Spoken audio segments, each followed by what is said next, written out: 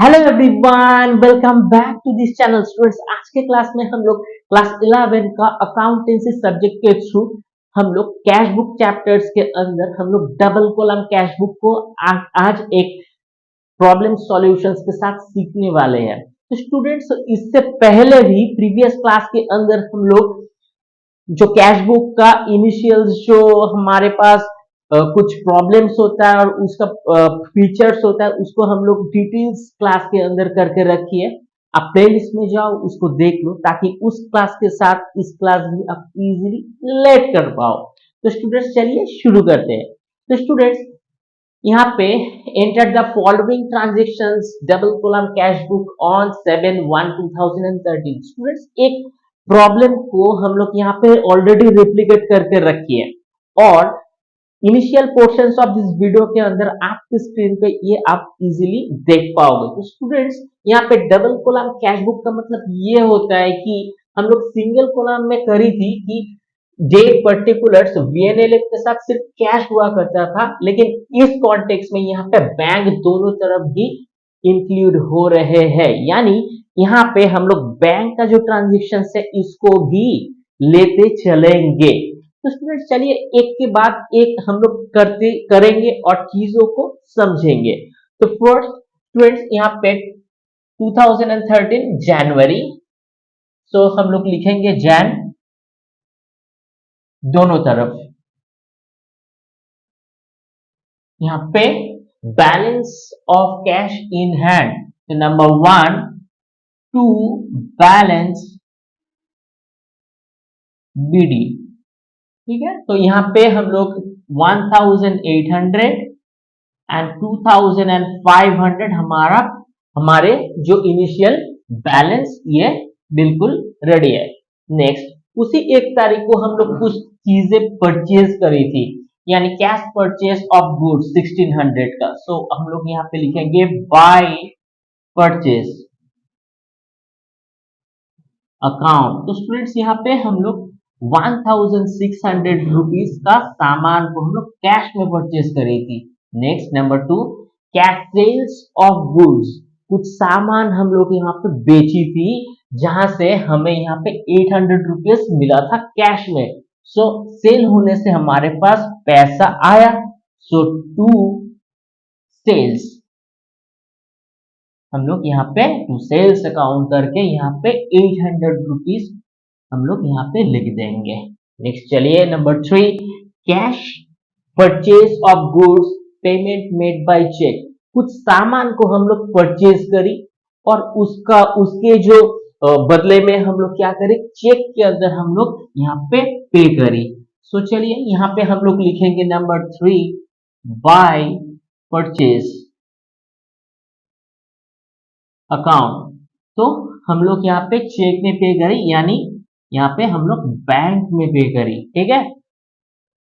Next, cash sales to Ram and payment receive by cheque, Ram को हम लोग कुछ सामान बेच दी और राम ने हमें क्या किया, 1200 रुपए का एक चेक हमारे पास दे के गया, उनके पास कैश उसी समय नहीं था करके। सो टू सेल्स। तो ये जो हमारे पास चेक आया रिसीव बाय रिसीव, यहाँ पे 1200 रुपए का एक चेक हम लोगों ने यहाँ पे रिसीव करी, तो ये हमारे 1200 हम लोग कैश में एंट्री करेंगे। क्यों? क्योंकि चेक को रिसीव करना और उसको बैंक में जमा करना यहाँ पे कुछ डिफरेंस होता है। तो उस दिन तो हम लोग इसको कैश में रख दी, लेकिन नेक्स्ट डे जो हमारे पास ग्रेस डेज होते हैं उनमें हम लोग क्या करेंगे, इसको डिपॉजिट कर देंगे। ओके, चलिए नेक्स्ट, यहाँ पे cheque of Ram was bank, हाँ इस चेक को अभी हम लोग क्या करेंगे, 5 तारीख को बैंक में हम लोग क्या कर देंगे, इसको डिपॉजिट कर देंगे। तो as per the real account rule के अनुसार यहाँ पे बैंक होंगे आपके पास और कैश। तो आपका कैश से अगर पैसा बैंक में जमा हुआ तो बैंक क्या होगा, प्लस होगा, और यहाँ पे कैश माइनस, यानी बैंक यहाँ पे डेबिट होगा और कैश क्रेडिट, यानी मेरा ही कैश है हम इसको बैंक में डिपॉजिट कर रहे हैं। सो दैट इज वाई ये हम लोग क्या कर देंगे, सो यहाँ पे cheque of Ram was bank, हम लोग बैंक में इसको जमा कर देंगे। तो बैंक डेबिट होगा, bank account debit to cash, तो हम लोग यहाँ पे लिखेंगे to cash, to cash account, to cash account हम लोग लिखेंगे, लेकिन बैंक में इसको जमा कर देंगे 1200 रुपए, ठीक है। और एस सेम एस यहाँ पे 5 तारीख को हम लोग बाय बैंक अकाउंट लिखेंगे और हम लोग इसको कैश में जमा कर देंगे, ठीक है, 1200 रुपए।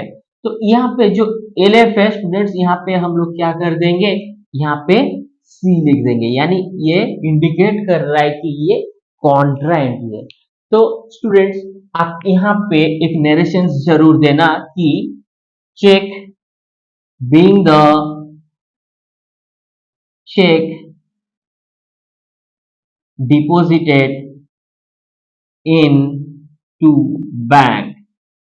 सेम स्टूडेंट्स यहाँ पे आप लिख सकते हो being the check deposited into bank. तो स्टूडेंट्स अभी क्वेश्चंस ये आता है कि कॉन्ट्रा एंट्री एग्जैक्ट में होता क्या है। तो स्टूडेंट्स जब भी आपको एक ही एंट्री में, यानी हमें ये जो एंट्री है इस एंट्री के अकॉर्डिंग हमें जो बोथ ऑफ साइड के अंदर यानी रेसिप्रोकल आपको रेपरकशंस यहाँ पे देखने को मिलेगा और आपको चीजें दोनों तरफ नोट डाउन होते हुए दिखेगा। तो इस जो ये जो हमारे पास जो प्रोसेस होगा इसको हम लोग कॉन्ट्रा एंट्री बोलते हैं, ठीक है। चलिए मूव करते हैं next. Number 6. Cash sales to Hari and receipt check. The same was paid into bank on the same day. Hari को कुछ सामान हम लोग सेल्स कर दी और हरि ने हमें एक चेक भी दिया और जिस चेक को हम लोग उसी दिन बैंक में डिपॉजिट कर दी। तो हम लोग यहाँ पे लिखेंगे नंबर 6 टू सेल्स अकाउंट। तो यहाँ पे हम लोग यहाँ पे डायरेक्टली इसको बैंक में जमा कर दी, ठीक है। तो स्टूडेंट्स हर एक एंट्री के बाद अब जरूर नरेशंस देना ना भूलना, क्योंकि नरेशंस देना बहुत ज्यादा जरूरी है। वीडियो बहुत ज्यादा लंबा होगा इसलिए हम लोग यहाँ पे नरेशंस को इग्नोर कर रहे हैं। चलिए लास्ट एंट्री को यहाँ पे देखते हैं। Withdrawn from the bank for personal use. Again real account के जो रूल्स होते हैं उसके अकॉर्डिंग अगर बैंक से अगर आप विड्रॉ करते हैं तो पैसा आपका कैश में जाता है, यानी कैश प्लस होता है और बैंक माइनस। तो यहाँ पे cash account debit to bank, so to bank, okay. तो यहाँ पे प्लस यहाँ पे डेट 7, सो यहाँ पे टू बैंक होता है। सो टू बैंक आपको यहाँ पे कैश अकाउंट, आप कैश के कॉलम में यहाँ पे 600 लिख देना और 7 को सेम यहाँ पे बैंक अकाउंट यानी by bank, sorry by cash account बोल के हम लोग यहाँ पे बैंक के अंदर 600 रुपीज यहाँ पे लिख देंगे और वापस यहाँ पे हम लोग क्या कर देंगे, एलएफ के कॉलम में हम लोग सी यानी कि कॉन्ट्रा एंट्री लिख देंगे। तो स्टूडेंट्स तो बिल्कुल इसके बाद भी आप नरेशंस देना कि आप यहाँ पे लिख देना withdraw being the cash withdraw for office use, ठीक है। So being the office use, ठीक है स्टूडेंट्स। आप ऐसे यहाँ पे जरूर नरेशंस लिख देना। तो आइए स्टूडेंट्स हम लोग इसको भी बैलेंस करेंगे।